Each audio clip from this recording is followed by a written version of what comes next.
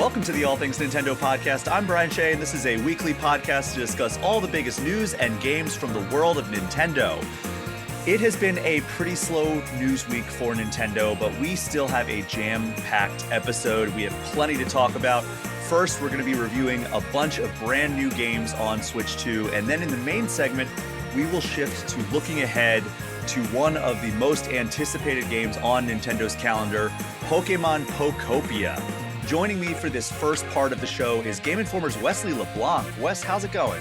Hello, I'm doing okay. I'm a little tired today, and I just realized in this moment while looking at myself on the camera, because, you know, that's what you do.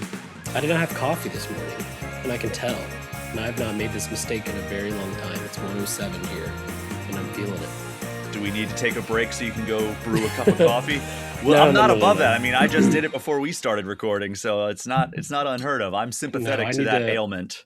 This gives me an excuse to get out of the house after and go grab a coffee. I haven't seen the sun today.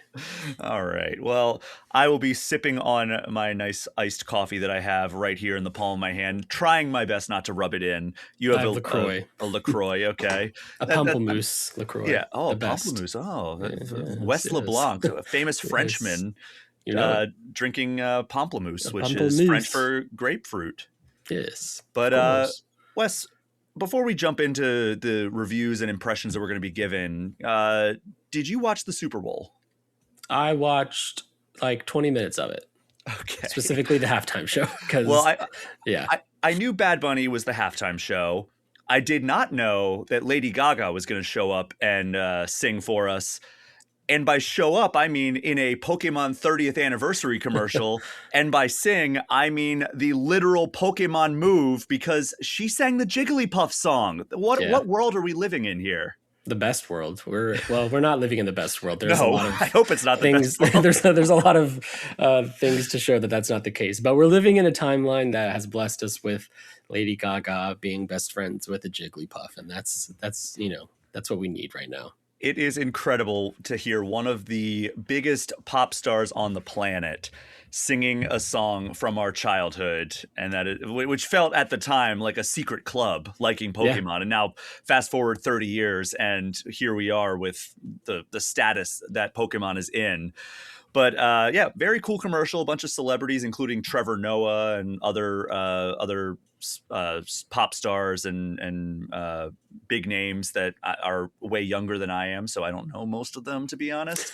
But telling us what their favorite Pokemon was, that was a fun surprise. I kind of leaned forward in my couch that I was sitting at the party I was at for the Super Bowl when that came on the screen. But Wes, we are 2 weeks away from the Pokemon 30th anniversary, and as it always is, we're going to more than likely get a Pokemon Presents on February 27th. Do you have any predictions for what this 30th anniversary Pokemon Presents stream might give us? I do, and I feel very confident for various reasons. Okay. I think Gen 10 for sure. Almost certainly, right? It's got to be here.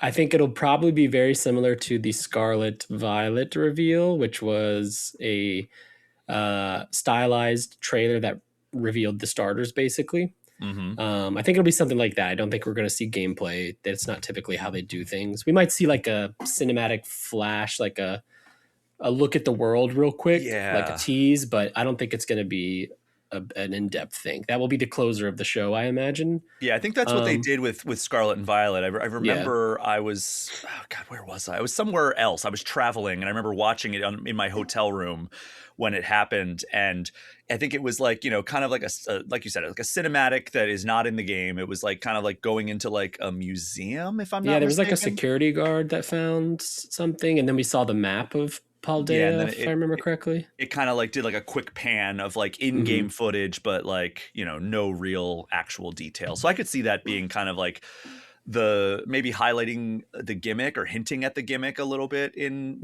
whatever Gen 10 ends up being called. But all right, what else you got for us? I think we'll see something with old Pokemon games. There's rumors out there, and there's always rumors before Pokemon Direct, so take it with a grain of salt that like some older games are coming to Switch, but not via Switch Online. And I actually do believe that, because especially the Pokemon games coming to Switch, but not Switch Online. That part is so key because that is exactly what Nintendo would do. That's such a very Nintendo decision to build up this amazing library of NSO games with Mario, with all kind of stuff, and then the ones that they know they can charge and we will pay for, they do. And I think that's what's going to happen. It'll be similar to the Kanto and Johto games on 3DS towards the end of That that was the life 20th cycle. anniversary. Was Yeah. they put out That's red, 10 blue, years and ago. yellow, and then gold and Jeez. silver. Yeah. That was 10 years ago. They put that out because that was shortly after I joined the Game Informer team, and I've been at GI for 11 years and 2 months now. Yeah, So I'm hoping we get something Hoenn. It's weird with now that Nintendo has the Switch, it almost like puts into perspective like I kind of wish their handheld lineage didn't happen. I loved the 3DS and DS and all that stuff, but like now that we have the Switch, it's so clear that this is going to be it going forward, like a single unified console. So we have various Pokemon remakes and releases that are just stuck on 3DS and before. And I hope that they are trying to find a way to get them onto Switch 2. I think Switch 2 can play 3DS games power wise. I don't know what needs to happen to do that. Obviously, you've got the 2-screen issue, which people have long theorized that they sell a second screen component. I don't know how that would work tech wise, but I could see Nintendo doing that. Hey, there's a USB-C drive at the top that they can click on. So I'm hoping we see some old Pokemon games come to Switch so that I can buy them and play 45 minutes of them after spending $30 on each one. I could see the like kind of the older remakes being, or not older remakes, older releases. Like if they put out like red, blue, yellow, I could see those being like $10, $15 maybe.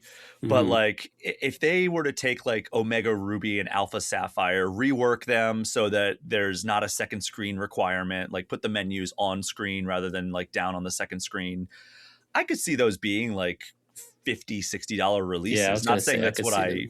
want them to be. Like I think they should probably cap out these re-releases at like $30 or $40, but that's not how Nintendo's playing these days. Like we saw Donkey Kong Country Returns was actually a worse version of that game than the 3DS release, and they charged us full price for that. So yeah, I mean, it's a better version now because they put out that free update 1 full year after the original came out. Yeah. But I mean, I think Nintendo is kind of feeling themselves a little bit right now with the pricing. Absolutely. Yeah.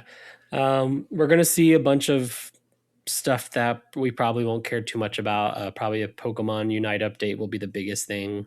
Pokemon Cafe Remix, all that stuff. Masters EX, all that stuff. Yeah. I'd love to see something on the animation front. I don't remember what, because they kind of announced animated stuff last year. I know they have Concierge and they're working on something else, and I can't remember off the top of my head, but I imagine more of that. I would love to see more Concierge. I love that show a lot. And now that I have a daughter, I want more so that I can show her that because it seems perfect for that. And then I'm trying to think if there's any like maybe ZA DLC, but I don't know. I feel like what they put out, the Mega Dimensions, was it. Like I don't think that. Oh, you know what I could see? Ooh, I would love this too. An Arceus Switch 2 edition or an Arceus update. Yeah. I think that would be really smart because I think ZA did a lot. It did pretty well. And there's a lot of people, myself included, who played ZA but not Arceus just because I was drawn to the city setting. But now that I know I like this Legends formula, I'm a lot more interested to go back to Arceus, and I'd love to see that get some graphical bumps and frame rate help. Temper your expectations a little bit in terms of, I liked ZA, I'll probably like Arceus. And the reason I say that is it is completely different. Like, you know, it takes place in the past. The areas are much more open, and as a result, a little bit more barren. And also the combat is not the same. Like ZA was a complete reinvention of the combat. Arceus, I think Arceus is the official pronunciation there. Arceus is still the turn-based, but it is kind of like that seamless transition from like wild exploration into turn-based combat, which is cool. But there are the boss battles where like you're having to fight them as your trainer, which is cool. Yeah. I mean, I love the turn-based stuff. So like that was never the turn off. It was really just like, it was kind of open. I wasn't a little frustrated with Pokemon in general in the Switch era due to visuals Hmm. and performance, and so like it was really easy for me to skip on that. And I think within a month or two, Forbidden West came out and Elden Ring, so Yep. Arceus got the bump. I will But yeah, I say don't. that even though I did temper your expectations there, I like Arceus a lot more than ZA. Yes, yeah, I have a. I've heard that a lot. I've heard a good bit of people say that, which so I'm excited to hopefully go back to, and I'd love a Switch 2 version to do that.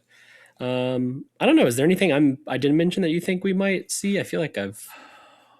No, I mean you were pretty comprehensive. Like I could see us maybe Yeah. like getting another spin-off entry. Like I'm sure we're going to learn more about Champions, which we Oh yeah, haven't really Champions. gotten Yeah. too much, but like I could see it being like a spin-off of some sort being announced. Like I don't know if it's like another Pokemon Snap, I don't know if it's another like Pokemon Puzzle League, Hmm. Pokemon Pinball. I don't know, some like revitalizing one of these beloved like spin-offs. For We're Switch not or for mobile?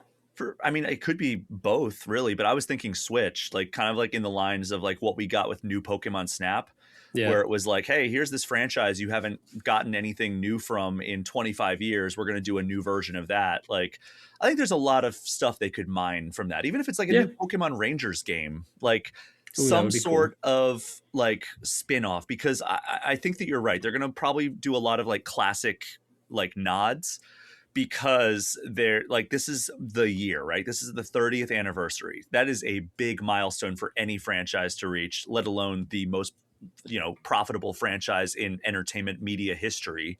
Yeah. And I can't see them like not going big with at least like in addition to Gen 10 other like substantial announcements that aren't like, hey, we're bringing red, blue, yellow, gold, silver, platinum, and all those like to Switch 2. Yeah. I think that there's got to be at least one other like major game announcement for Switch. I mean, we're technically due for a remake. Yeah, we Um, are. we haven't really been able to suss out what the new timeline is for Pokemon because they're pretty much near annual in some capacity with Legends now and the remakes and stuff. So like we theoretically would be due for a remake this year, I think, but with it being the 30th anniversary, I think Gen 10 you really want to try to get that out because it's just thematically the move. Because didn't we get was Brilliant Diamond Shining Pearl the same year as Scarlet and Violet? Because I feel like No, it was I think it was 2021. It yeah, was I think it was my first year I at think Game Brilliant Informer. Diamond Shining Pearl came out, and then I think it was Legends Arceus came out like around somewhat Yeah. around that time. Because So Arceus, 2021 was Diamond and Pearl. Arceus was like January or February, fall in 2022, right? yeah, and it was right after that because Yeah. like Brilliant Diamond Shining Pearl, then into Legends Arceus, because originally I think Legends Arceus was supposed to come out that fall with Brilliant Diamond Shining Pearl, then they delayed it into early 2022, and that Yeah. was why we got both Legends Arceus and Scarlet and Violet in 2022. Yeah. And then wait, was Scarlet Violet that year? I'm pretty sure, yeah, because it wasn't the same year as Mario Wonder, because that was the big Switch game for that fall, Yeah, you're 2023. right. Yeah. It was 2022. So Okay. yeah, Yeah, that makes sense. Yeah, so I it's mean got we're to be due for black a and white, remake and right? we're also due for a new gen. So at Yeah. this point with the 30th, I think you just go Gen 10 and um yeah, you call it. How would I'm you very much feel looking if forward. how would you feel if they did the classic games like either immediately or in the next like several months? We got black and white remake this fall, and then Gen 10 maybe next summer. I'd Like, how would you probably feel about that? I want Gen 10 pretty badly because I'm just excited to see it, but I would prefer that just because that means Gen 10's getting more time. And as we know, Pokemon never gets enough time, it seems. Like there's always room to improve. And yeah, I would like that. Also, I think it'd be cool to get a Pokemon game in the summer. Yeah. Especially with some of the rumors and speculation and stuff surrounding Gen 10's like themes and whatnot. I think it'd be cool. But I could see them wanting to get it out this year just in celebration Yes. of the 30th. Or what if they announce it for Pokemon Day 2027 release? Like just a big celebration of That'd be really cool to like cap we had off the 30th year. Yeah, I don't know. Just kicking ideas around. I don't know. I Yeah. don't know how credible any of the rumors are that are circulating right now, but we're about 2 weeks away. Or if people are listening to this on the day it releases, exactly 2 weeks away Yeah. from this Pokemon 30th anniversary live stream that is almost certainly going to take place on February 27th. So just looking forward to learning more and like seeing what on earth Pokemon has cooking up for us. So Yeah. very excited. I hope everybody will join us in a couple weeks here as we break down everything out of that Pokemon Presents. We're going to jump over to talking about some games that are out on Switch right now or coming out in the very near future. But first, a reminder that this show is brought to you by the fine folks who support me on Patreon. Without them, this show literally would not exist. You can get access to the community Discord for as little as $3 a month, where we are talking Nintendo, the latest gaming news, and showing off whatever we've added to our collection recently all day long. There are also $5 and $10 tiers to get you early and ad-free episodes, plus shout-outs at the end of every show. You can join the team that makes this show happen by going to patreon.com and searching for Brian Shea or All Things Nintendo. It's only because of the fine folks who support this podcast on Patreon that I'm able to keep it going as an independent entity week after week. All right, Wes, let's jump in. We've got a few games that we're going to talk about here in terms of like reviews or impressions. And I think that the best place to kick it off here, because this is Nintendo's mascot after all, we have a new Mario Tennis game out today. Yeah. And I reviewed it for Game Informer, and the Mario Tennis franchise is a weird one because I would say most of the entries are good. There have been a few stinkers, or I would say a couple stinkers. The most recent one of those is Mario Tennis Ultra Smash on the Wii U, which just had like no content. It had a crappy gimmick, and it was just not a great Mario Tennis game. Mario Tennis Aces came out in 2018 on Switch 1. Righted most of the wrongs of Ultra Smash, added a bunch of content, and now we have Mario Tennis Fever, which is, I would say, carrying the momentum forward of Mario Tennis Aces. Is still quite a good entry in this franchise. If you are a fan of Mario Tennis and you want to just pick up a game with a bunch of Nintendo characters hitting a ball back and forth. The gameplay is sound. The gimmick is really good. The fever shots, it's called, where basically you charge up a meter and then you activate it, and based on the racket that you have equipped, you'll perform a special shot. And these range from basically your character jumps up in the air and then slams it down, and if the ball hits the ground on that your opponent's side, it activates the effect. So there's like a flame racket where the ball hits and it like erupts in fire. And if your opponent steps on the fire, they catch on fire and start running around, kind of like Mario in Mario 64. So it makes it kind of hard to control your character for a little bit, and also drains their HP. And if you lose enough HP in most modes, it means that character has to sit out. And if you're playing singles, that means they lose the point automatically. So there's all kinds of fever shots that you can do there's like over 30 rackets.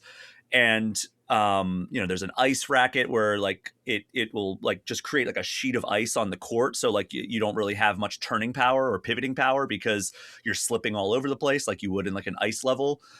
There's one that like there are several that you hit it on there, and if it hits the ground, it spawns like enemies, like Mario enemies. Like there's Pokies, like the cacti guys from like Mario 3 that'll spawn. There's some that like will spawn like the fire bars from like Bowser's castles. There's all kinds of ones. There's even ones that like benefit you more than they like hurt your opponent. And like there's one that will create like a shadow clone of you temporarily, so you have like kind of the numbers advantage. So there's all kinds of really interesting fever shots that you can pull off. And what I like the most, because this is the same for Pokemon, I cannot stand when the gimmick is just a press to win button. Yeah. That is one of my least favorite things. That's why I hated about the original version of Mega Evolutions. What I hated about like Z moves and Gigantamaxing and all that stuff is so often it was just like, all right, as soon as I activate this gimmick, I win. And that's all there is to it. And there's no strategy whatsoever. For Mario Tennis Fever's fever shots, there's a very easy way to counter it, and all you have to do is not let the ball hit your side of the court. So like if I do a fever smash at you, Wes, all you have to do is get to it before it hits the ground. And if you hit it back and it lands on my side, then the fever effect hits my side. So you've Okay. effectively reversed it. So like if I hit a flame shot at you, you return it, it lands on my side, it suddenly there's fire everywhere on my side. So it's like a total backfire, and it's really like a great risk reward calculus that you have to run, because on one hand it's like, okay, well I can, if I'm playing singles, I can easily avoid hitting at my opponent and just smash it on like the other side of the court, but then they're not over there, so the effect isn't really like impacting them Yeah, yeah. aside from like, you know, unless the ball ends up over there on a subsequent point. um However, if you hit it near them, it will explode in fire right next to them. But they're also they have a really good chance of getting to it before it hits, and then they'll hit it back to your side. And then if you don't hit it back before it hits the ground on your side, then you're in trouble. Oh, so So you can hit it back and back and back and back. yeah, it's just however Oh, wherever it that's fun. lands for the first time. So like I got into some really intense rallies, especially there's a couple of tournament, like I played through all the tournaments when I was reviewing it, and Mm-hmm. the final tournament is actually the once you get to like the end of the final tournament, it is pretty intense. Like I had some pretty like long back and forth rallies with the final opponent in that tournament. So yeah, that like I love this gimmick. I think it's one of the better gimmicks that they've had in the franchise. And like I said, like the normal gameplay is also really sound. It's more based on strategy than like you're very rarely hitting it into the net. You're very rarely hitting it out, because like it's meant to be a more casual tennis experience. So Mm-hmm. instead, you know, I can aim as far left as I want, and it's almost certainly not going to go out and like count for my opponents. So it's more about hitting the ball in a way that is going to get your opponent out of position, and then when they hit it Swinging it back to back at you, them. then Yeah. you hit it back the other way. So like, you know, you're just basically trying to like drag them as far out on one side or as far deep, and then, you know, if they're over on one side, then hopefully they're reaching for it and they're hitting like a soft like lob your way, and then you can smash it down the other way. And that's how I won so many of the points. And then there's also, you know, hitting them like really deep rallies, so they're like having to stand back and then hitting them with a drop shot, which is always super satisfying to Mm. catch an opponent kind of on their heels, and then you hit a drop shot right really close on their side of the net, and there's just no way for them to get to it. There's all kinds of modes that I really enjoyed with Mario Tennis Fever. The adventure mode, I think, is the main attraction for a lot of people, and I think it's going to be one of those that like is fine, but it's not going to be like looked back upon as like kind of like Mario Golf had in its early days, like the Game Boy version, the Game Boy Yeah. Color version, where it's like there was a whole RPG mode. This was much more of a linear adventure mode, and it starts off excruciatingly slow. Like I hated the beginning of this adventure mode, because basically the story it gives you a lore reason for why Mario and Luigi and all of them are playing tennis with all these people. And basically like Mario and Luigi, Wario and Waluigi get turned into the baby versions of themselves through some like mystical power while they're adventuring. And they were using like they like picked up like a frying pan that was like in the dungeon that they were in, and were using that to like repel some of the enemies that were coming at them. So they're like swinging like a tennis racket. Yeah. Yeah. And that kind of puts them down the path of like, okay, well, this is how we combat this enemy. We just didn't do it good enough. Like we got caught. So now like as babies, you go back to this tennis school and you learn like the basics of tennis. And the tennis school is a fun premise, but it really goes on for way too long. Like I think half of my time in the story mode was just doing these tennis lessons. Mm. And it was like, oh, is this adventure mode just going to be a glorified tutorial? And it really is, for like, I would say at least the first third, if not the first half.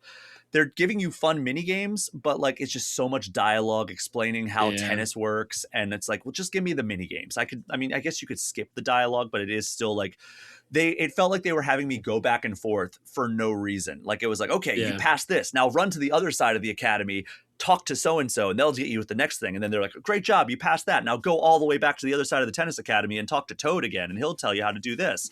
And it's like, it felt like padding in a lot of ways. Yeah. The Switch 2 and the Switch generation, for me, its biggest issue with its first party games and like first party partner releases like Pokemon is the tutorials. Like I get that Nintendo does cater to children more than other consoles, but their tutorials are just they're draining. Like they are the ZA tutorial, for example, god awful. And this sounds like another where it's just like, I understand putting the tutorial in the game, but there should be an option for like, I am a 30-year-old man. I have played your tennis games for years. Like I know how to play tennis. Put me into the story part. I don't need to do school right now. Yeah, that's a shame to hear, but I'm not surprised. Well, I don't know what the deal is with that. again, not to temper your expectations when you finally go to play Legends Arceus, but Another terrible tutorial. The first 2 hours of that game, I was like, God, what are they doing here? Like, this is the slowest I've ever seen a Pokemon game start. And then once like they like release you into like the world, it's my favorite since Heart Gold and Soul Silver. So yeah, you have to kind of, strap on a helmet, lower your head, and ram through a few drywalls. But like once you get through there, you are set loose on like one of the coolest adventures in Pokemon. So yeah, I agree with you 100%. How cool is adventure mode once you are let loose from this tutorial that sucks? It's pretty fun. Like, they set you on like kind of an overworld map where it's just like, nodes that you go to, and each one is a different biome. And there's like a few, it's like 2 or 3 like tasks that you have to do in there. So like you go into like a cave, and it's actually like a dungeon crawling, like very casual dungeon crawling, but you're going around and like finding like ways that you need to drop down to the next level. And then in between, like every once in a while, there's a battle against like a mini boss. And this is usually like, all right, well, there's a boss that's like doing stuff off in the distance. You have to hit him with something, and like bats are flying across the screen, and every once in a while one of them will fly at you to attack you, and using the tennis racket you hit them back, and you hit them at the boss, and that's how you defeat the boss. So it's stuff like that. And then at the end of every single level there is a major boss where it's just like, a giant version of a Mario enemy that you're fighting. And they'll have special attacks and multi phases and everything, and that's super fun. And it's a fun twist on like the game of tennis, and using tennis mechanics in like a boss encounter is super fun, because you're not just like hitting the ball back and forth with these. Like it's actually like you are using your tennis racket to counter their attacks in a lot of cases. And there's other stuff that you have to just dodge. Like there's like a boss that'll shoot fire that like lands on the ground. You just have to run away from that. But then they'll have other things that they'll shoot at you, and then you can counter those. So that's fun. And, it's pretty short. Like I think it was 5 hours that it took me to get through the entire adventure mode. Is the adventure mode how you unlock? Because there's 38 characters and 30 rackets, if I remember correctly. How do you do you unlock those through the adventure mode, or is the adventure mode skippable? So some of them you do. Every character has a different unlock method. A lot of them are like play 30 tennis matches, play 40 tennis matches. Other ones are like win the mushroom tournament, win the fire flower tournament, whatever they end up calling them. Flower cup. I don't know. It's like that, where you just have to complete whatever task, and you can see what those are. You can go into like the character screen and be like, okay, in order to unlock this, you need to play 50 tennis matches, and then and everything that you do counts as a tennis match. I'm pretty sure like even the boss encounters in adventure mode count as one match. So like no matter what mode you're playing in, it does keep accumulating those numbers. And I really love the tournament mode. That's super cool. Like there's 3 different ones of those. And then there's also the trial towers, which originally I had little interest in, but it ended up being, I think, my favorite, like non-traditional Mario Tennis Fever mode. Oh, nice. Like I think my favorite thing to do in this game is just play tennis. Yeah. But the trial towers are really fun. It's almost like procedurally generated. There's 10 levels in each tower. And you have 3 lives, and you basically, every time you start it up, it randomizes what the challenges are. And, there's 3 towers, one's easy, one's medium, one's hard. And you have to just complete those without losing 3 lives in order to reach the top. And I will say the final tower, like I breezed through the first 2, the final tower took me several attempts. Nice. It was really difficult, and like you can get some catastrophically bad draws on those, on that tower, especially. Where it's like there was one where it was like everything was stacked against me, and it was like there's no way I'm winning this. So that can be both cool but also frustrating. And then there's the wonder matches where I don't know if that's exactly what they're called, but like there's like a wonder flower, and you collect wonder seeds, and then once you get enough, you win. But like along the way, you can also activate wonder effects, and it's like, all right, well now piranha plants are running around the court everywhere, and like if you hit them, they'll swallow the ball and spit it out somewhere else. Or all right, the pipes are going up and down and like blocking parts of the net and everything. So there are some really cool things in there, but I felt like it didn't quite live up to the premise, because it I don't know, it didn't seem like it was as impactful. And then there's other courts and everything. Like there's a pinball court where like if you hit like there's bumpers that are like sunk into the court.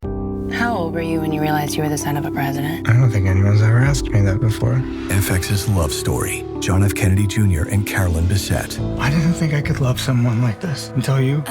From executive producer Ryan Murphy. It's not a question of if I want to spend the rest of my life with you. It's if I'm cut out to be Mrs. JFK Jr. FX's Love Story. John F. Kennedy Jr. and Carolyn Bessette. Watch now on FX, Hulu, and Hulu on Disney Plus for bundle subscribers. On both sides, and if you hit the court on your opponent's side where the bumper is, it'll stand up, so it's actually an obstacle in the middle of it, and they'll bounce off of it if they go over there. Cool. So there are some cool twists on it, but you know, overall I think this is a very good Mario Tennis entry. I ended up giving it a 7.5 out of 10 over on Game Informer. I don't think it is quite as I think it's I don't think it's quite as like momentous as Aces was, where it was like a complete recovery from Ultra Smash.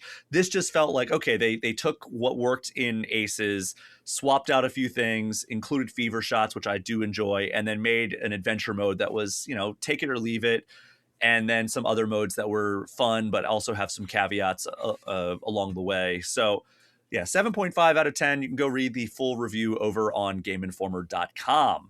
It's available now on Switch 2 if you want to check that out. So, Wes, I had you on the show because you reviewed a game that also came to Switch 2 this week, and that is called Reanimal. I don't even know the first thing about this game. So talk to me about what Reanimal is. Yeah, so a studio called Tarsier Studios, they made Little Nightmares 1 and 2. And then, curiously, they were no longer a part of the Little Nightmares series. Bandai Namco owns that, and they started remastering it, and they had Supermassive Games develop Little Nightmares 3, which I also reviewed last year. I gave it a 7.5. So after Little Nightmares 2, Tarsier started working on a game called Reanimal, which on its surface, like if you watch a trailer, if you're familiar with this game, it's so clear that this is the studio that made Little Nightmares. It plays very similarly. It's a horror themed exploration kind of puzzle platformer game. But I think it's quite different from Little Nightmares in ways that don't really reveal itself on the surface. Even when I spoke to the team at Gamescom last year, you know, the big highlights or the marketing beats that they were telling me about was like a reworked camera, which isn't like a very flashy or pretty or sexy term, but like then I played the game, and yeah, the camera they did a lot to reinvest and refresh the camera of this type of game. Little Nightmares is you're on the left side of the screen, you go right sometimes, maybe this time you go left, and you kind of just are progressing through levels that way. Reanimal is a much more, it kind of gets rid of that 2.5D exploration and it replaces it with a fully like 3D environment to explore.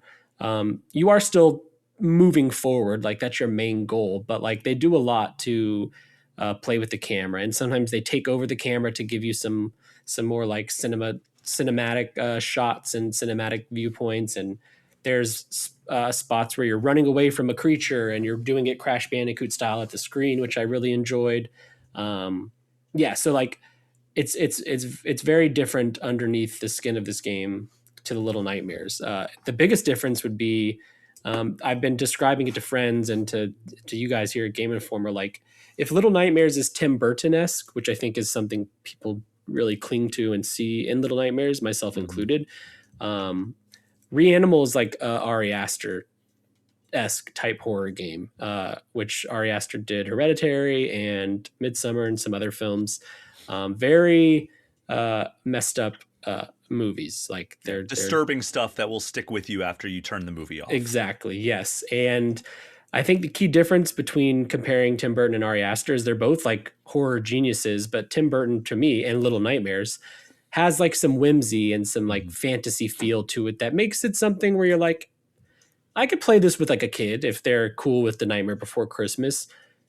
If you have a kid, like, do not play Reanimal with them. This is a messed up game. This is a game about war and the effects it has on children and what children have to do when war affects their friends and how far they'll go to save their friends while adults screw up the world around them. A very timely and punctual story in various places around the world, obviously. And that part was really touching me. I actually really enjoyed trying to like engage with the narrative here because I wouldn't describe Reanimal as fun, but I don't think that every game needs to be fun. Obviously, this is a game about like it's torment and it's horror and it's hard and it's grudging and you're just trying to save these kids and their friends and they're going through some really messed up stuff. Like you are beating seagulls with a crowbar. Animals are dying in very brutal, grotesque ways. Jeez. There's like lots of suicide in it. There's like a whole section with a ton of suicide. There is a very large, elongated man with broken bones who creeps around and he takes the skin of bodies and irons them, and it's gross, and you can hear like skin sizzling and bubbling under the iron when you walk by. Like it's just a messed up game. Like it'll give you nightmares for sure. Yeah. Yeah. I can't stress enough, don't play this with your kid just because you play Little Nightmares with them. These are not the same games.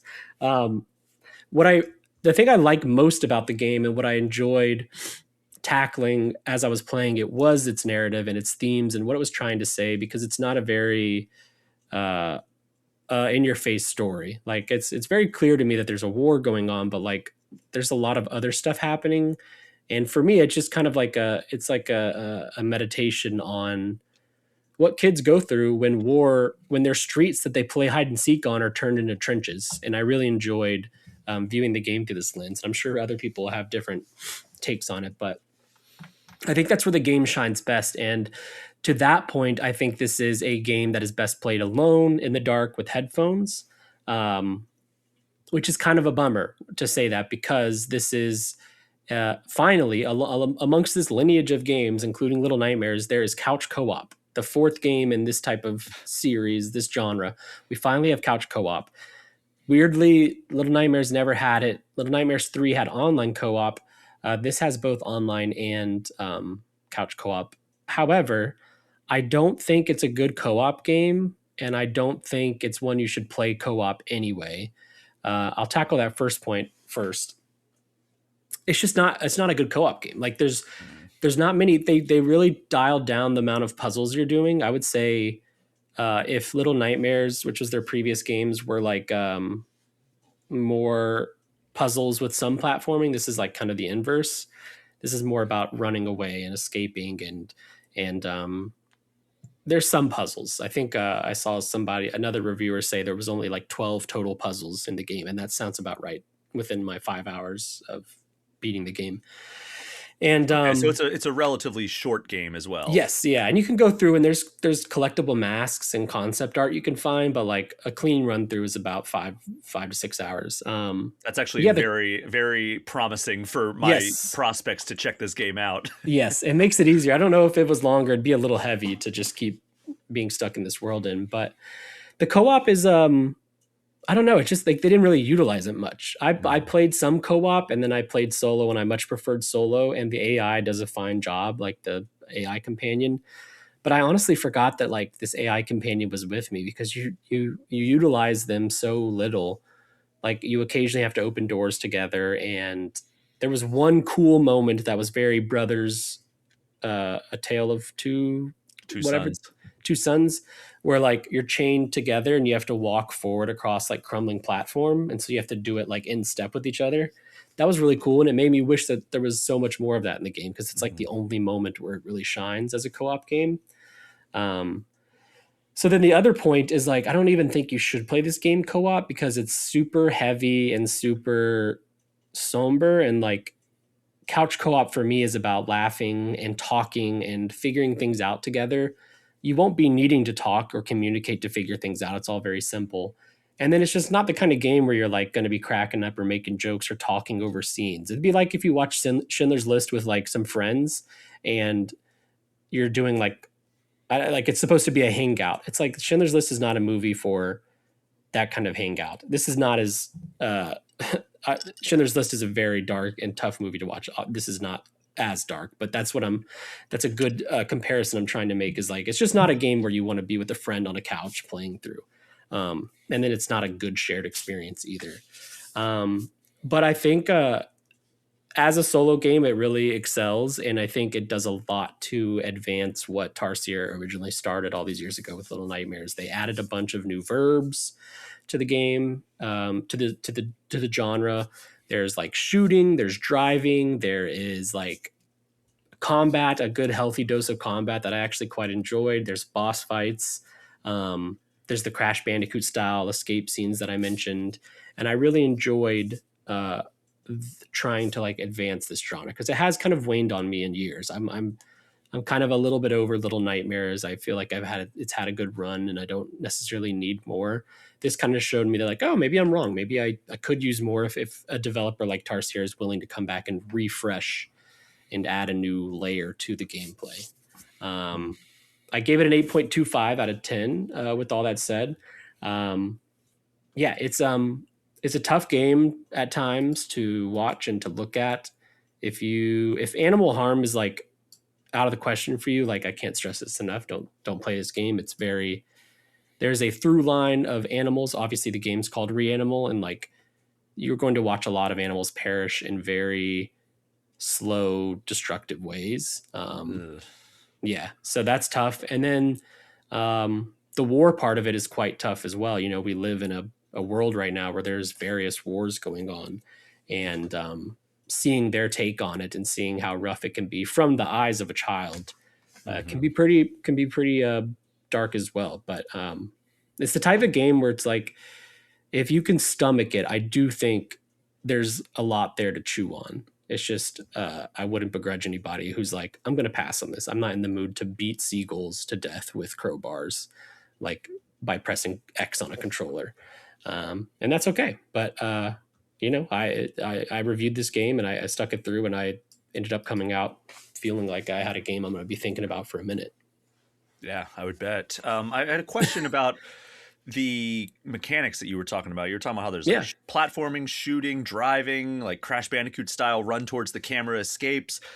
Did all of those feel like comparable in terms of quality, or was there some where you're like, okay, they're obviously not a shooting developer or a driving developer? Yeah, they're I guess it's not like driving like you have full control over a vehicle. You kind of do, but it's like a set piece moment, especially with the shooting and driving specifically. So it's like, it doesn't need to be fully fleshed out. It's in this moment you're driving a runaway ice cream truck and you just need to reach the end of this road. So it's like kind of going off the rails and you're just trying to keep it in the road type of thing. And then shooting is the same. There's like a couple moments where you have access to like big guns and you just slowly aim them and take out some stuff. They never felt, it's not even like something I'd even try to compare necessarily, just because like they're for the set piece. It's not like a mechanic as central to the game. And then it's a 5-hour game. So like the game kind of just is set pieces, you know, it's find some stuff, solve a couple puzzles. And then each area is like, all right, here's the big 20-30 minute set piece I'm going to be dealing with. And sometimes you're driving and sometimes you're shooting. And I guess for me, it was worth mentioning and something I enjoyed, because I feel like these games are just kind of like, go to the right side of your screen or go to the left side of your screen and just push forward. And it was nice to have like something else to do, like get behind a wheel or shoot a gun or fight a boss. I quite enjoyed that. I could see them going pretty big with this style of game now. It feels, opening it up into like a more 3D experience versus 2.5D feels like a very, very smart move. And I'm excited to see where they go from here. Yeah, I'm excited to check this out, even though some of the stuff you described does not sound like a nice way to, Yeah, no. at the end of a day, sit back, kick my feet up, and relax. But, in the name of checking out as many good games as possible, I would definitely Yeah. will follow, fire this up at some point. Yeah. I don't want to like oversell like how dark it is. I mean, it's like it's obviously there's a lot worse, but like in the sense of Ari Aster, I'll mention Hereditary for example. In the beginning of that movie, there's the driving scene with the sister and stuff, and if you've seen the movie, you know what I'm referring to. It's like a very like unnerving moment that gets under your skin. I and many people I've seen more graphic things than that, but it's like what it is so unnerving that it kind of gets under your skin. That's kind of like what this is. This isn't like blood and guts and gore. It's just kind of like, that is really gross or that is disturbing.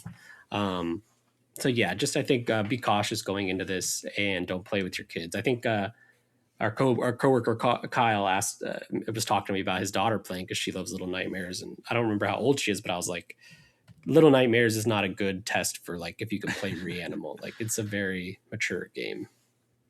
All right. Well, if that sounds up your alley, it is available on Switch 2 and every other major platform right now. And you can check out Wes's full review over on GameInformer.com. Yeah, and we did a video review as well. So if you want to see nice. some of the gameplay, check that out on our Game Informer YouTube channel. Great.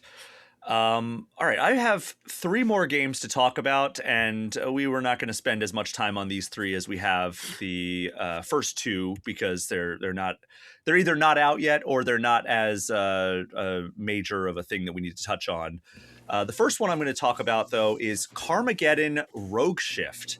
This is a revitalization of a franchise that was a lot bigger back in like the 90s and early 2000s, where it's a vehicular combat series that takes place in the post-apocalypse where zombies are everywhere. And basically they took the kind of vehicular combat style of Twisted Metal and Burnout, combined them into one, put them in the post-apocalyptic setting, and then made it a roguelite.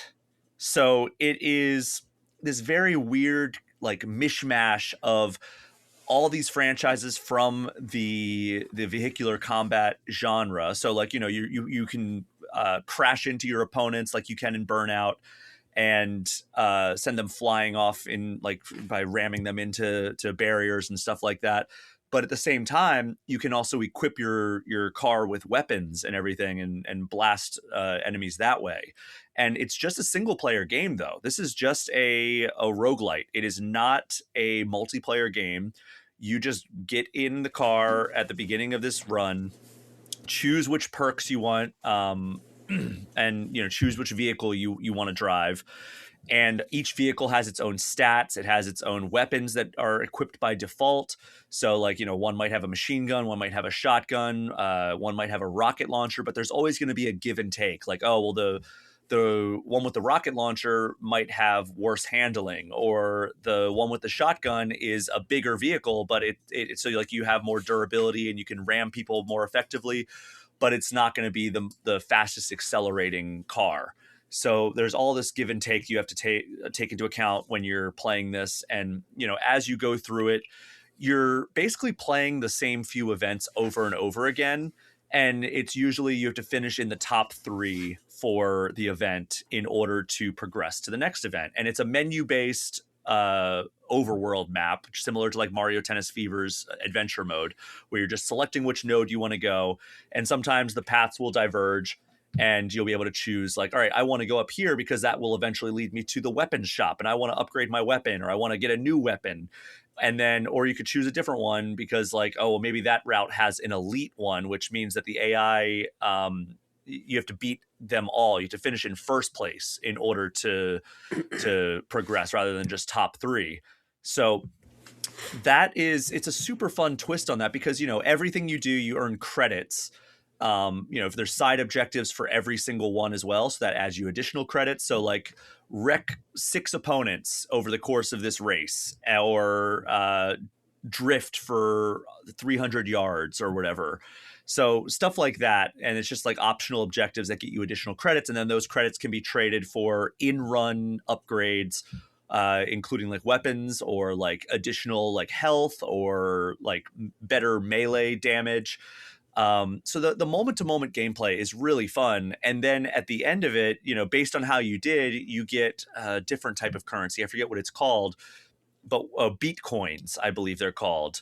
And the way that works is those are for permanent upgrades that you can trade in. So like, all right, well, now all vehicles are going to start with 20% more health, or this unlocks a new vehicle for you to choose in the vehicle select screen. And it does unlock relatively fast. I think like within like 10 hours, I had more than half of the permanent upgrades unlocked. So it does dole these out pretty quickly. And it's fun to unlock this stuff, and it does feel meaningful every time you do it. And you can also even like some of these upgrades are just like, all right, this new upgrade is going to appear in the shop and it will allow you to, you know, improve your melee combat better or something like that if you purchase this in run. Or there's other ones that like will make it so all your health pickups are disabled, but instead when you perform like a special move, like either drifting or getting a close call from like oncoming traffic or wrecking an opponent, that will refill your health instead. And all of your opponents have HP, you have HP, and not only not qualifying for an event will end your run, but you can also die, and that will end your run as well. So like if your car gets destroyed, and it's easy to happen. That happened to me more often than not qualifying for an event. Like I would get like just lit up by the enemy AI once you get into like the second or third world. And that is something that will absolutely end your run pretty unceremoniously, because you'll just be driving and then all of a sudden it's like your health is like flashing, like, oh crap, like I've got to find a health pickup. There's also, you know, the zombies are kind of wandering the racetracks as you go, and taking them out also like gives you extra points and can restore your boost and everything. But there are special zombie variants that will also attack you. So there's different ways that you have to manage that adds a little bit more chaos into it. There's boss battles at the end of every world, which are fun. Like there's one that's like 2 enemies at once you have to take down, and you have like a set amount of time to do it. I think that one's 5 minutes. Then there's other ones where it's like this giant bulldozer that you have to wreck in order to progress, and it has flamethrowers shooting out on the sides and then bulldozer on the front that if you like get in front of it, it'll ram you. And then there's one that's just like this really souped up like kind of sports car, and in that one you just have to beat it in a race, which was really, really tough because it's also like basically indestructible. So I was thinking like, oh, I'll just wreck it and then that will mean that I win by default, and I was just unloading my weapons and like melee damage on it, and it didn't even get down to half, and I was like, okay, this is not the effective approach with this boss. Overall, I really enjoyed it. There are some things I don't quite like about it. I think that like some of the, even though it's a very arcade focused racing game, like the controls are a little bit slipperier than I want it to be. And then also like some of the upgrades just, I don't know, like it doesn't feel meaningful enough. And then like there's just not that much meat on the bones. Like, you know, I'm fighting the same handful of bosses, competing in the same handful of events. And yes, like there's different variables being injected into it. And then but it just starts feeling kind of samey. And then there's also the enemy AI, which will go like, first of all, there's enforcers that are like cops that come out to try to like disrupt the race. They're basically useless. Like a lot of the times they will just drive into the wall and not do much of anything. They're basically like target practice for you at that point, which is fine. Like I don't want them to like be like super aware and super like effective, because you want the combat to be between you and your opponents. Those are basically a distraction, but the enemy AI can be ruthless in the sense that like it's almost like they have the awareness that the only thing that matters is that you lose. So like I had enemies that would just like completely sacrifice their position in the race just to take me out, and that was kind of frustrating. But yeah, that like doesn't make sense for a race. Yeah, but overall, like I really, really had a good time with it. I think it's a really novel concept in the racing space.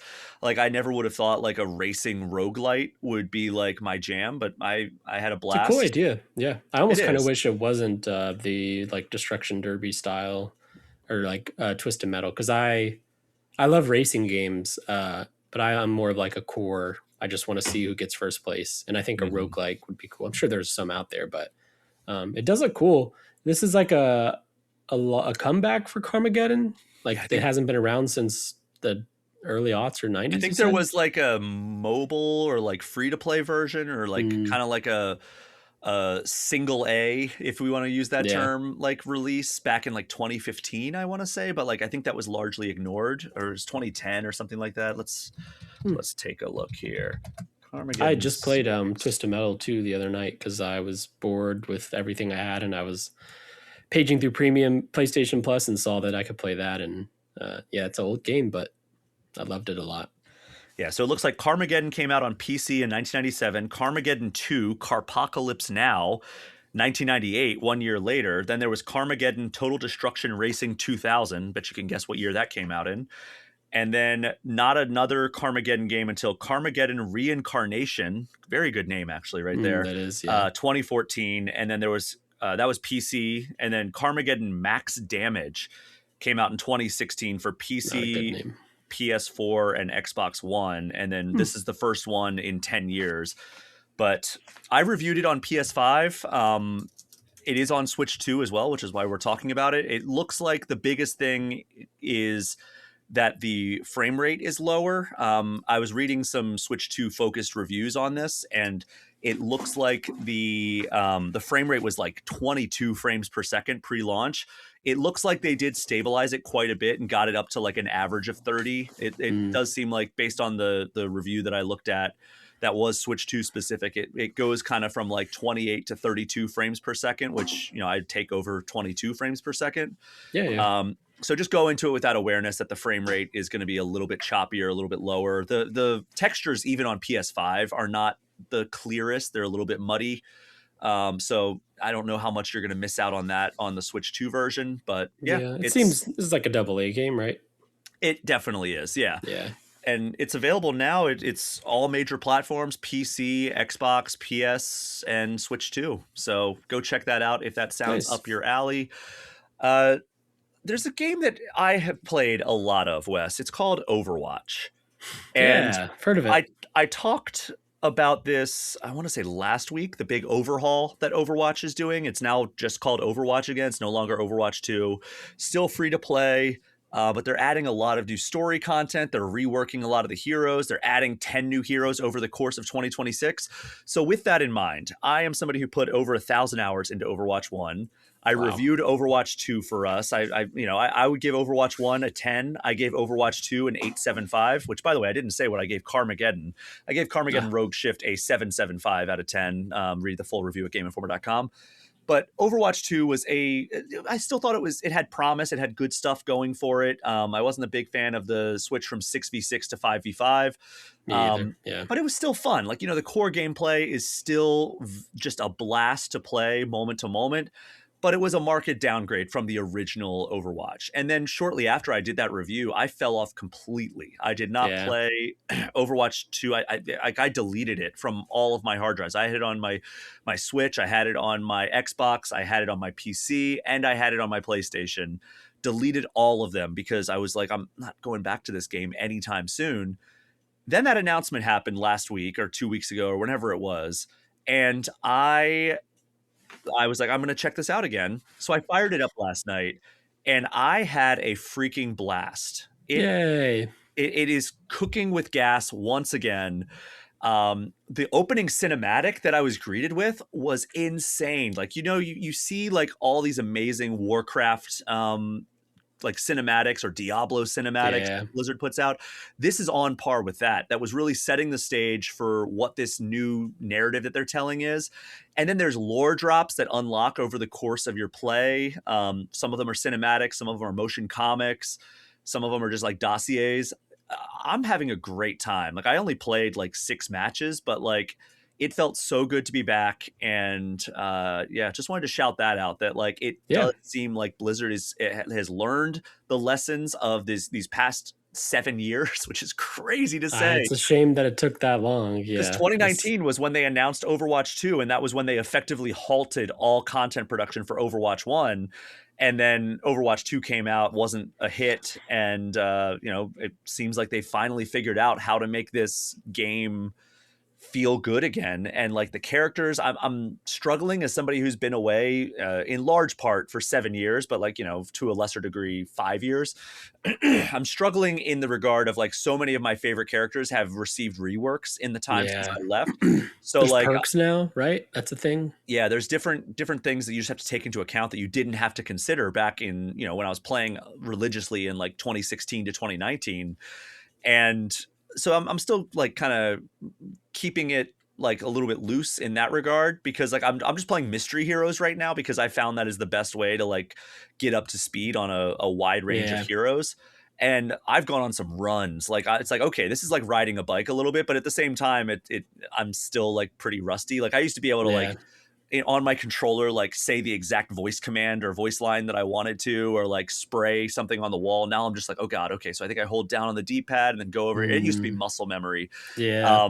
But it does feel good to be back in this world. I think that they're making really smart moves. And if you were an Overwatch fan and you've fallen off, I would recommend jumping back in. It's intimidating because now there's like a million different heroes, several of and they just dropped 5 new ones with this update. And they just dropped 5 new ones. But yeah, this felt like a true like return to form when I fired it up, and I'm super excited to play more of it. I just wanted to shout that out because that is something that I checked out last night after this big update hit, and I am very, very excited for what the future of Overwatch could be going forward. The community and it seems like a lot of old players are returning, because I think on Steam it surpassed its all-time peak, which had been something that it achieved years ago. But the fact that they're able to bring in, I think, returning fans like yourself, I'm going to check it out as well. And I like you, played the first one religiously, and the changes with 2 completely shattered my Overwatch friend group. We were all just like, nah. And I'm excited to get back to it. And it's cool to see the reception has been, it's cool. I'm happy for that team. I think we don't know the story of what happened with Overwatch 2, but like reading between the lines, I have to guess that it was a lot of corporate handling that turned Overwatch into Overwatch 2 and what it was. And it's nice that this core team is getting back to what made the game great and so beloved. And I think it's hard for people to understand, like 2016, like we see hero shooters all the time. We all bemoan a new live service game. We all feel bad for live service games because like in High Guard, for example, and bringing in other news outside of the Switch ecosystem, like that team put out a game 3 weeks ago and most of them just got laid off yesterday. And that's terrible. Insane. This industry is just brutal and ruthless and completely broken in a lot of ways. Yeah. But in 2016, Overwatch was like novel, like so novel. The hero shooter we didn't really know. Of course, Blizzard's the one that creates a brand new genre basically and nearly perfected it. And I mean, like we had Team Fortress 2, but like that's true, Team Fortress 2, but that was so hardcore already. Yeah, and like in Team Fortress 2 is still huge, but Overwatch is just bright and colorful and so much to love in it, and I'm really happy to see it's back. I don't know if I'll be getting like back into it because it seems that my old Overwatch friend group are just permanently burned, unfortunately. But I am excited to check it out and see some of these changes and see if Diva and I don't even remember my other mains, but I know Diva was one of my mains. Still see if they still feel good. Well, I can confirm that May still feels good, and I went on I was a terror as Sombra, which I was never a great Sombra player. Yeah. I had like a 15-player kill streak on my She's first the hacker game back. Yeah, she has they reworked her a little bit now. So like her invisibility and like teleport are kind of fused. So it plays really well and it's less annoying. They fixed a lot of like the exploits that players would use. Like you can't just plop down as Bastion anymore and like just like be a turret forever. Yeah. Like it's timed now, but you can roll around during that. So like you're kind of like a tank in that moment. But yeah, I'm having a blast with it. The downsides are it is still 5v5 default, but there is a permanent 6v6 mode. And then there's also the battle pass, but there are loot boxes also. Like it's like a reward that you can earn, but there's also a battle pass that does not seem to be permanent. So like it is time sensitive, which I absolutely don't like. Oh, really? That is a bummer. I feel like we kind of got away from that. Yeah. But maybe they'll change that. Maybe they'll adjust that based on feedback, but that's how it is right now. But yeah, everything else. Marvel Rivals' battle pass is not, or it is permanent. You can work on it forever, I think. So I imagine Overwatch will be changing soon. I think a lot of this Overwatch comeback is a good bit of healthy competition for Marvel Rivals too. Marvel Rivals is also a great game. Very much ate Overwatch's lunch last year when it came out, or 2 years ago, whenever it was. I don't know. It came out December 2023, so or Marvel Rivals did 2024, December 2024. So it's been about a year and a half, almost, or a year and a quarter. That just made my stomach drop. Yeah, it just healthy competition is good, and I'm excited to see these two Team Hero juggernauts competing and see what they do. Maybe Valve will put out Team Fortress 3 finally. Well, the Overwatch 2 update, which turned it away from Overwatch 2 into Overwatch, just Overwatch again, is out now. The game is free to play, so you can just fire it up and play whenever you want to check this out. And it's available on all platforms that Overwatch is available on. And finally, Wes, we're going to wrap up with a preview of a game that I'm in the process of reviewing, but I checked with the PR team and there's no embargo, so I'm going to talk freely about this game. I have been talking a lot on this podcast about my desire for a new Star Fox game. Yeah. And it seems like Nintendo has very little interest in that. Watch, as soon as I say that, they'll put out like an announcement that Star Fox 7 or whatever we're on is coming out. Now in development, and then we'll get it 25 years from now or whatever, however long Metroid Prime 4 took. But there is a game that caught my eye. I got a press release for this game. It's called Squadron Phoenix. And it's a sequel to a game that came out a few years ago called Squadron, which is very much a successor to Star Fox. And I had never heard about this game. The original one was all wireframe graphics, similar to like kind of the original Star Fox visual style. This one is more like 3D visuals, and it is super colorful. It looks kind of like you would want a Star Fox game in 2026 to look. And it plays just like that as well. Only like, you take control of a character who his old crew just gets absolutely destroyed. Like all of them, like, and like the introductory mission is literally you're on a mission with your crew. Everybody gets taken out and your ship gets disabled and you're just kind of floating through space. And then the first squadron or the first Squadron Phoenix team or whatever picks you up and brings you in as like a recruit.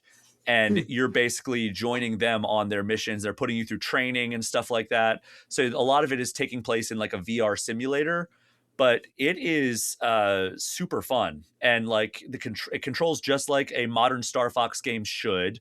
Instead of having to like spam the shoulder button to do a barrel roll, you can just tap it and it'll automatically roll, or you can pull the trigger to like just like kind of veer to the side like you can in Star Fox. But there is like an auto roll button that you can hit instead of doing that. There's also multiple like kind of special weapons. So like in Star Fox 64, you just have the bombs.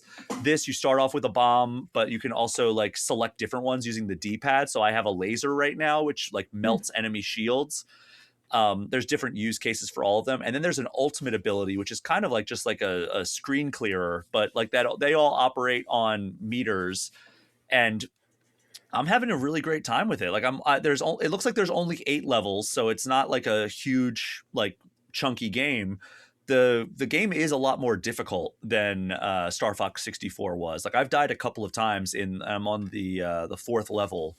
And what I like about it, though, is the upgrades that you do are permanent. It's not a roguelike, but after every mission that you run, whether you win the level, you beat the level and destroy the boss, or you get killed halfway through or die at the boss or whatever, you get spit out and it gives you experience points. And then after you hit like a certain threshold, you level up and you get like an ability point. Now, what that does is that allows you to upgrade your ship, your special weapons, different effects that you can have. So like I upgraded my shield, but then I also noticed that like you don't get health pickups in the world, or you don't get like, like in Star Fox 64, like you have to pick up like the laser upgrade, and that upgrades you from like one single green laser to two, like a double green laser. And then you pick up another upgrade and that upgrades you to two blue lasers that are more powerful. You don't do that anymore. Now, instead, those are upgrades that you get permanently. So like I just upgraded my single green laser to a double green laser, or whatever color it is in this game. And now I have kind of like a basic double laser, which feels so much better. Meanwhile, I also upgraded my health. So now like that that I have a little bit more durability. So like it's harder to die. I also upgraded like the energy that you accumulate when you like defeat a certain type of enemy. They drop energy, which charges your special weapons, like your bombs or your lasers. And then I went over and I upgraded my laser. So the warm up, because like, basically you just keep it on sustained, and the longer it's on there, the more damage it does. So it kind of like ticks up, like it starts off like, all right, doing 1 damage per second. Then it's like, by the time you're holding it on somebody, it's like melting through any enemy's HP or shields.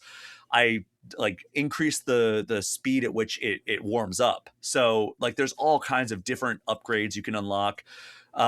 The biggest downside I can think of is actually the characters. They talk back and forth. They have great personalities, but it's kind of like the Banjo-Kazooie style of conversation where it's just like noises and like gibberish. And it's weird because some of them use words from other languages. So I was like, oh, is that guy speaking Portuguese? Because like I know a few words in Portuguese, and he said one, and I was like, next time he talks, I'm going to open up Google Translate and make sure this guy isn't just talking Portuguese, which would be weird because the development team is based in Spain, but I guess that's right next to Portugal. Yeah. And then like the other one was like, it picked up on like a couple of Italian words, and I was like, what is going on here?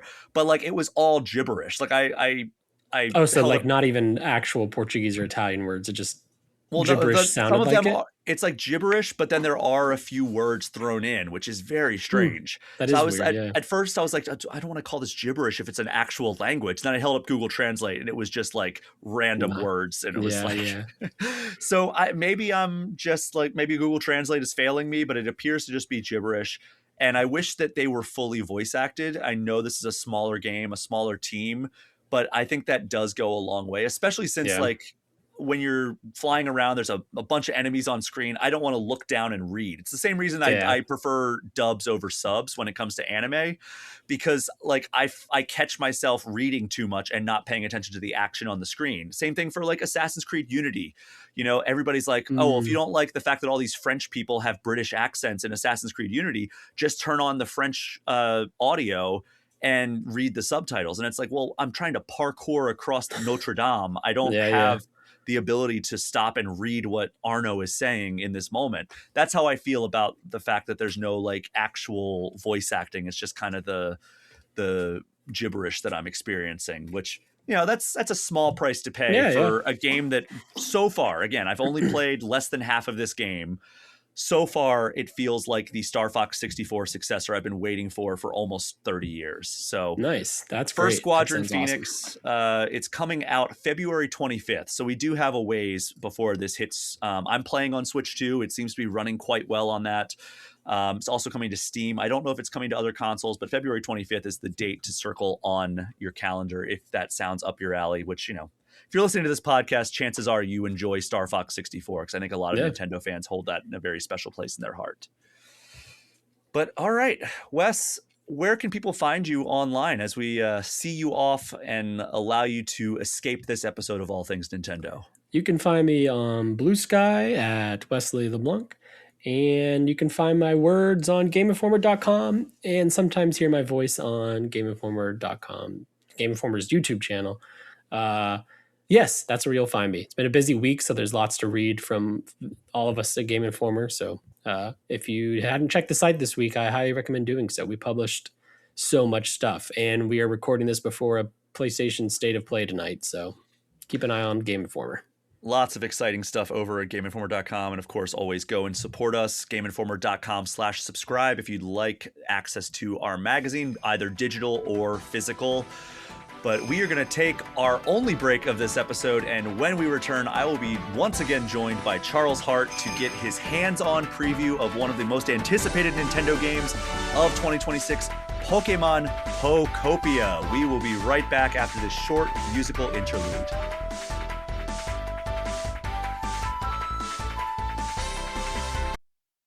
This episode is brought to you by Indeed.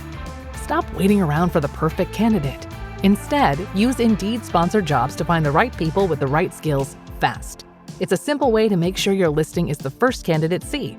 According to Indeed data, sponsored jobs have 4 times more applicants than non-sponsored jobs. So go build your dream team today with Indeed. Get a $75 sponsored job credit at Indeed.com/podcast. Terms and conditions apply.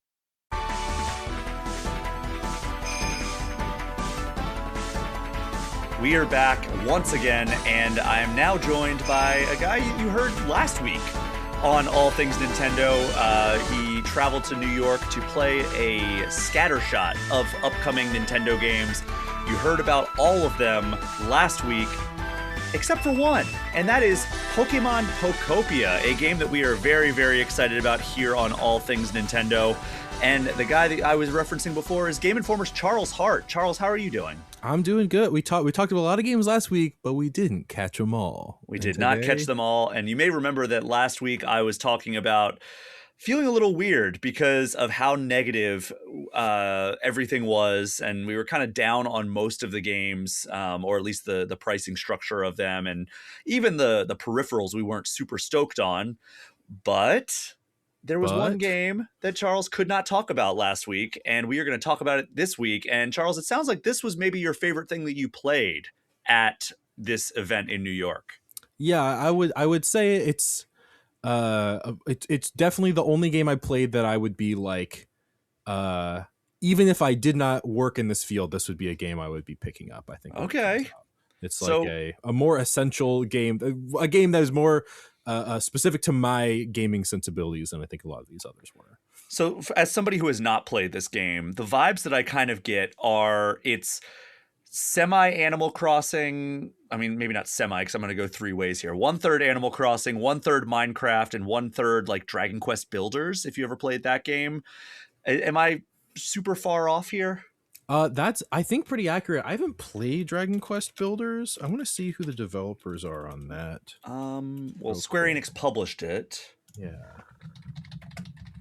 Okay. Yeah, so that was the first one was Square Enix developed. Dragon Quest Builders 2 was Omega Force. Okay, so I am seeing that Omega Force on Wikipedia at least is listed as the developer of Pokemon Pokopia. I just realized that as well. There we go. There's the connective tissue. I heard someone compare those games, and once I was playing it, I was like, this is a lot. It feels a lot more robust of a game than I think I initially assumed it would be. And yeah, so Pokemon Pokopia is a crafting, I wouldn't call it survival game, but it is like a open world kind of, or not open world. It's a sandbox game where you are terraforming your environment, building it to how you want it to be, and it kind of has Animal Crossing like dynamics where you're meeting Pokemon and befriending them, and like making them houses and stuff, and you're checking in with them every day. But it is a lot more. I thought it was going to be a lot more Animal Crossing, a lot more like light building stuff, but more just like talking to people and going about your day. And in my gameplay, I found there's a lot more emphasis on crafting and like terraforming the environment in a way that like got me very excited for the game. That I was looking forward to it, and this kind of set me over the top where I was like, okay, this has exceeded my expectations. So in this game, you play as a Ditto who's lost its trainer, and you are transforming to be like that trainer, which is just a funny design concept. And you're dropped into this, like, it's kind of an odd, it's a future, but it's like a wasteland, and all the Pokemon had disappeared. You meet Professor Tangrowth, who is like, Oh, yeah, God, I haven't forgot seen a about Pokemon Professor around here Tangrowth. in a while. And you meet Pokemon, and then you learn, you like copy abilities from them. And then you can use that to affect the world. So like you get like water gun, I think it is, that you can, water areas and make grass grow. You get leafage. Oh, sorry. Water gun hydrates areas. Leafage is what like plants grass and grows it and stuff. I'm presuming you get this from, water gun from Squirtle, leafage from Bulbasaur. Correct. And like flamethrower from Charmander. I don't know if I had a fire ability at all. Okay. I definitely had like cut. I got rock smash. But the way the game is you're basically altering the environment and building certain shapes or combination of environmental factors, and then that can spawn in Pokemon. So it's a fun mix of like, you want to clear up the space because you'll want to build structures and build houses, and you'll want to there's like a Pokemon Center you can repair. You're doing all this stuff to like clean up the area and build it up. But then also along the way, you'll be like, for example, I played some single player mode and I played some local co-op. In the co-op mode, they gave us the task of, it's like, rebuild this Pokemon Center. And you needed some leaves, you needed some sticks, and then we also needed Pokemon to help do the building process, which meant we had to go and find them. So in some cases, it's very specific. So like, we needed a Dragonite to help build this Pokemon Center. And in the save file we're in, they already had like a Dragonite living on an island that they had a house built for and stuff. But we also needed just a Pokemon with the building ability. And so I ended up finding a... does Makuhita evolves into Hariyama? Is that right? Yes. Yes. Okay. So we found a Makuhita, and it was like let's see if I wrote it down. The packing up habitat, which was like 2 cardboard boxes on a wooden cart. That's like an example of something. But a lot of them are like, to get a Bulbasaur, you just need 4 squares of tall grass. To get a Scyther, I needed 4 pieces of grass underneath a larger tree. So it makes you get creative. You're finding out what the habitats are. And then there's also an element of chance, like a lot of Pokemon stuff. You're like, I hope this guy spawns in. So there's that, but then also in the co-op, we played like a lot of the intro stuff, like getting used to the mechanics. The co-op section, we were on someone's like built island already, and it was like, oh, holy cow, like there are building kits, so you can purchase them from, there's like the computer at the Pokemon Center where you can buy stuff. And you can just be like, oh, I'm going to make this type of house, and you place it down, and then you can enter it, and that's like a house you can exist in. But you can also just, with blocks, build a house and make it custom for yourself. And this place we went to had like a bunch of houses for Pokemon, and like Umbreon and Espeon shared a house, and Dragonite had his own log cabin and that sort of thing. Dragonite living the life. He really was. They were living great. And also just fun interactions of Arcanine was in a house, and I opened the door and I talked to him, and then he came out and he was mad because he says, someone took my signpost. And I guess someone had picked up a signpost that was on his property, and he got mad about it. So then I left and brought him a signpost back, and he was like, thank you. I needed that signpost. And yeah, and then so I was so caught up in this, just the fun of, completing these tasks and exploring and seeing what all the mechanics were. I also it didn't occur to me, if you use Rock Smash, you can just like mine Minecraft style. When I say Minecraft, I mean you're literally breaking cubes of material, and then you're gaining cubes of material in your inventory.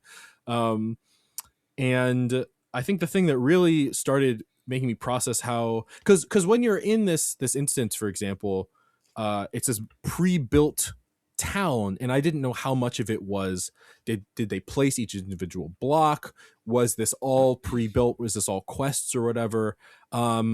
Just other people in session, didn't even occur to me, just started going around smashing stuff. It's just going around destroying this person's carefully crafted island, which hadn't occurred to me.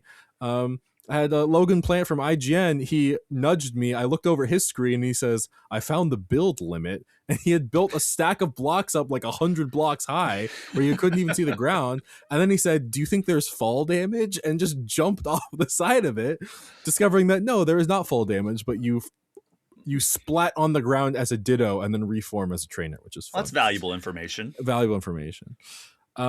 Shout out Logan Plant. Shout out. And so it was a fun instance of realizing I thought it was one thing, and it is that, but it's also a lot more. It's very customizable, and it's one of those games where you realize it has sandbox elements or things that players can change on their own. And I'm like, I can't wait until 3 days after this comes out. Someone's gonna have like a working computer in this game or something. Like just the creations people can build. When you just give it to, a wide population of people is going to be really big. And I found the Pokemon collecting mechanic especially to just be, it felt unique. It felt like something I hadn't seen in a Pokemon game before, but also something I hadn't really seen in one of these like town building games before, where it's like, I'm not just building, a facility to do something for my town. I'm going out of my way to craft this furniture or assemble these like pieces of the environment specifically to get more Pokemon to my town, and just as like a secondary mechanic. I thought that was just really exciting. So talk to me more about that kind of collection aspect, because I'm also intrigued by that. Yeah, so I mentioned, so in the like menus of the game, you'll have like habitats that you'll have. And there's different rarities of Pokemon that can appear. But for example, if you have 4 pieces of tall grass in a pod together, that can spawn certain Pokemon. And I think it was maybe just Bulbasaur and Charmander are the ones I got. I can't remember if a Squirtle could spawn there or not. But I met a Squirtle before they were spawning in. So there's an element where you're like almost like how you would with a farm in a different game. You're like, oh, I'm just going to set a bunch of these habitats that are compatible with the Pokemon and hopefully get them to appear. And then as you progress, you'll get, I can't remember what the coins were called off the top of my head. Probably something like Poke Coins. Life coins. Life coins, okay. And you can use life coins to unlock like recipes for other pieces of furniture and stuff. So that's when I completed the first like level of the story mode I was doing, it gave me like all of a sudden I could craft like 15 new recipes of like chairs and beds and wardrobes, etc. And those would all theoretically, that could like be for a house if you're building a house. It could also be for a habitat, to be like, I want to find, in this instance, a Makuhita, so I'm going to make a cart and I'm going to put these boxes on it, and I need to have the recipes for those. So I thought that was interesting. There's also like comfort is an element. So Bulbasaur had his own habitat, and I went and it was like, oh, he would love a place to sleep at night or something. So I could go and craft a straw bed out of a bunch of sticks and leaves I found and place that near him. As long as it's within like a certain radius, he can make use of it and he'll like it. I didn't quite get to the part where I was building houses, so I'm curious how that works. If it's specific items that can be placed inside or outside or whatever. But yeah, I thought that was it's basically is the game's farming equivalent. But then also there's like, if you water trees that are all shriveled up, you can get Lepa berries, and that refills your PP. But you can also give that to other Pokemon to make them like you. There's like gift giving to build your relationships in the game. So yeah. So is it safe to say this was your favorite thing that you played at that Nintendo event?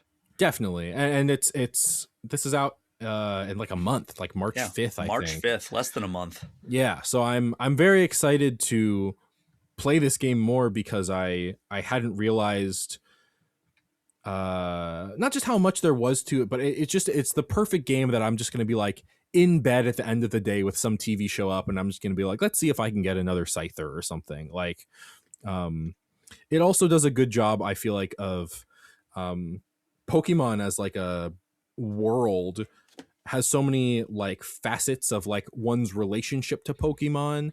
And I like games where your Pokemon interacting with other Pokemon. And sometimes there's an element of, as a trainer, battling Pokemon. That's just is one specific view of the world that you have. And I like this idea of being like, it's a world where there's no humans and you're building it up from scratch. It's like a Pokemon built world. And it just is a type of nostalgia and coziness that I haven't really, I haven't been super hot on the Pokemon franchise recently. I think my first time here, and this was like one of my first times talking to you, was on All Things Nintendo, talking about Scarlet and Violet, which I was not like a huge fan of. And I think I've kind of been colder on the series since then. And so this is the first time in a while I've been like specifically excited for Pokemon, which is cool. Yeah, that's great that they're kind of like, I mean, Pokemon is always going to be huge, but like it does feel like it's kind of on like a little bit of a downward slope as of late. Yeah. I was recently on another podcast. I'm actually wearing the shirt for the podcast, Gamerheads podcast by patron of this very show, Roger Reichart, and was talking about how I think this year is kind of a make or break year for Pokemon. And, you know, we're on the 30th anniversary, so they're probably going to go big. We're going to learn about this on Pokemon Day at the end of this month. But I feel like they're going to be pulling out all the stops because, one, it's a big anniversary, but two, like, you know, Gen 10, whatever that ends up being, is going to be, I think, like, it's either going to be like the third kind of underwhelming mainline entry in a row, or it's going to be the one that rights the ship. Yeah.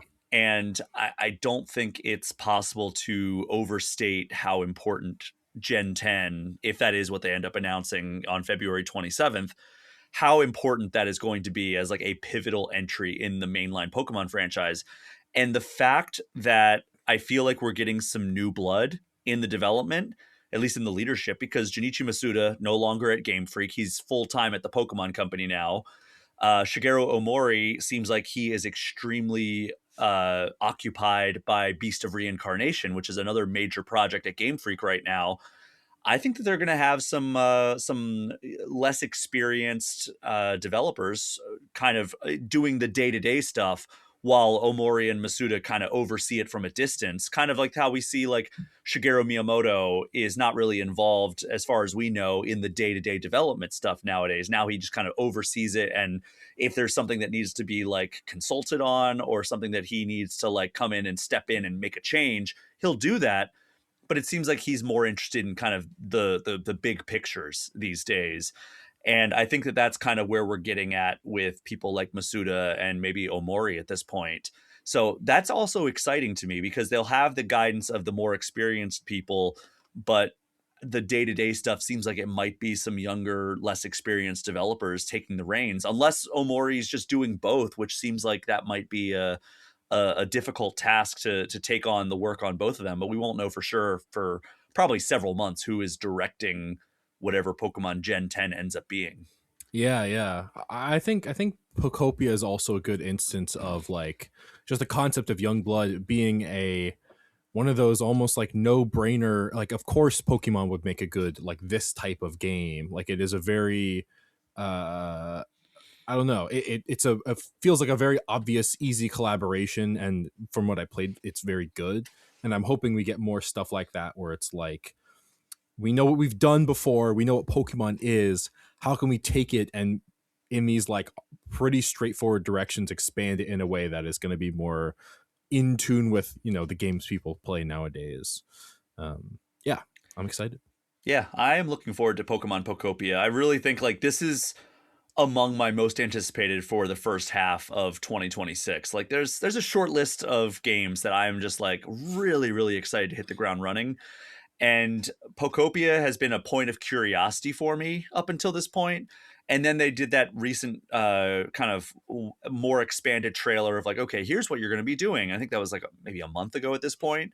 And then your hands-on impressions really kind of pushed me over the edge of like, yeah, this is a game that I am super stoked for.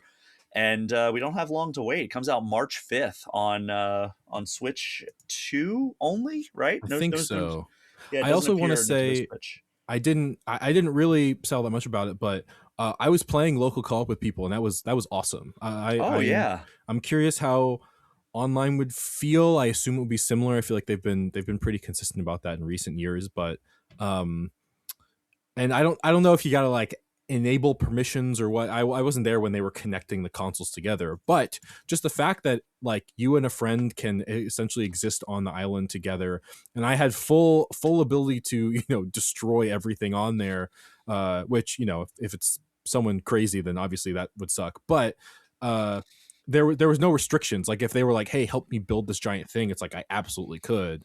Or they want to show me some cool thing on their island, then we can absolutely do that and explore together. And in the instance where I found the Makuhita, I spawned it in, but then I couldn't. It was like, find player one and send them to me, and I can talk about moving here. So that was like a thing of I couldn't interact with the Pokemon themselves, but I was basically able to do everything else. And I think that's also a really nice thing of Pokemon is kind of synonymous with like multiplayer elements to an extent, and this is definitely a good application of that too. Well, I'm very much looking forward to it. March 5th, less than a month away as you were listening to this episode of the podcast. Charles, I didn't tell you we were going to talk about this, but, we have a segment here on All Things Nintendo that we haven't done in quite a while. It's called the eShop Gem of the Week. Oh. And you were playing a game that I think qualifies quite nicely for this, and I wanted to get your take on it. I know you haven't played it all the way to the end, but there's a game that came out in January called Big Hops. And I was wondering if you could talk to me a little bit about why you have been enjoying that game so much, because that is on Switch and Switch 2, and I think it would be of great interest to the podcasting community. Yeah, so I played it on PS5 mostly only. I haven't played it on Switch. From what I understand, it's good. I haven't seen any raising any big alarm bells on the Switch Nintendo versions. It's a great little 3D platformer. It is in the vein of Mario Odyssey, which is not something I use lightly, and also maybe I just really like Mario Odyssey. I'm not like a huge platformer guy. Like I don't play a lot of them. But when I think about it hard enough, I think Mario Odyssey might be my favorite game on the Switch, because I've never been disappointed to go back and play through that game again. I don't 100% games hardly ever, and I've 100%ed Mario Odyssey. Man, that's a big accomplishment too. Some of those later darker side of the moons and everything are really tough. Definitely, yeah. So that's like the hallmark, like that's the best 3D platformer in my eyes. So anything compared to that is a win. And Big Hops, I do compare it to it, and I think that's a fair comparison. You play as a frog named Hop. And the main mechanic is that, you got a tongue, so you can grapple to certain things and swing around. But the main reason I like the game so much is that the physics just feel really good. There's a really good sense of preserving momentum. You also have a lot of options when you're moving around. That's something that's really important to me of a 3D platformer. You can jump, you can dive, you can roll, you can swing on something. And then this game also has a veggies system where you have a backpack that you can put these different like platforming veggies into. You throw them in the environment, they'll do something. So like one creates a zip line between 2 points. One will bounce off a wall and you can use your tongue to ricochet off of it. Another one creates like a balloon that like might lift things up.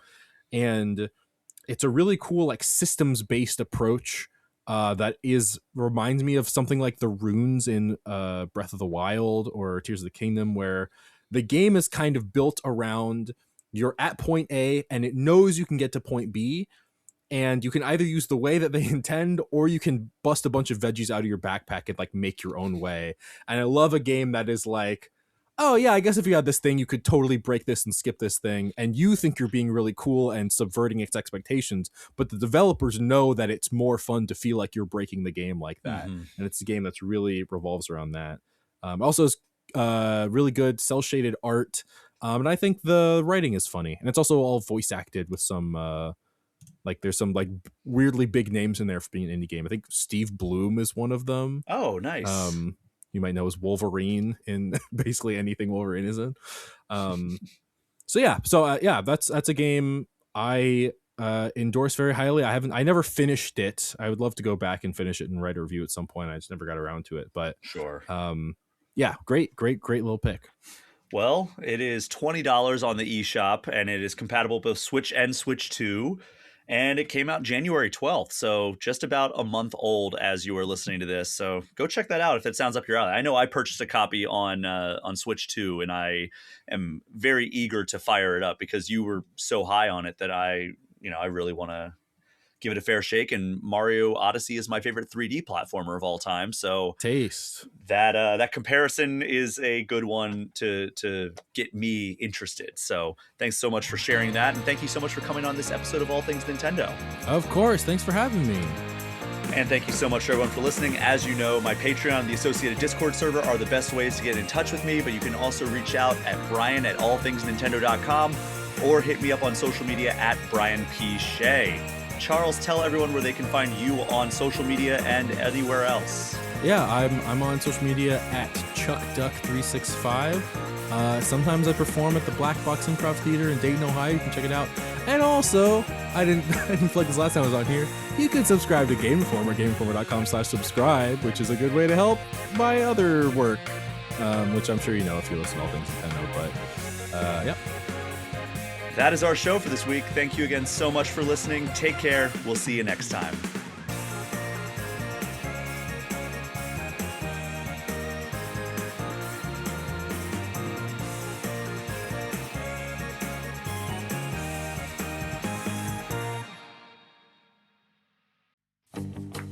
Thank you so much for listening to this episode of All Things Nintendo. Before we get out of here, I just want to give a special thank you to the $10 patrons of this podcast. Alex Stadnick, Andy Junkins, Ben Richland, Chad Brecky, Chaps My Ass, Derek Sigmund, Dusty Beeman, Ian T. Clark, Jawar Hello, Johnny Five, Jose Villalobos, Joshua DeProy, Casey Radio Man, Cody Gibson, Creeper 207, Ozman83, Paul at Drunk on Mako, Pratable, Rob McCann, Bobby Mac 265, Robert Sosa, Roberto Nieves, Roger Reichert, Russell Sayer, Smithy Poo, Zane Sink, and Zek 3 Sword Sama. Thank you all so much for your continued support. I could not do this week after week without you.